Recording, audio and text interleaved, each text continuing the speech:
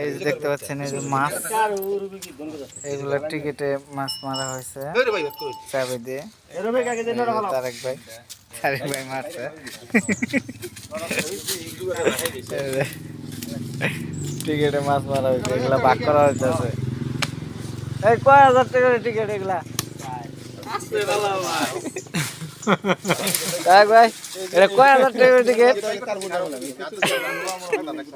এটা কোন জায়গায় গেছিলা ভাই? চৌরা ব্রিজ পারে মালেঙ্গা।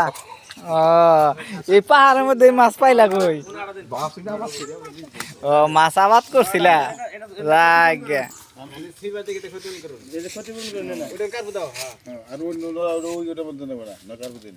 এই 9টার মধ্যে 10টা করে মিলে থাক। হ্যাঁ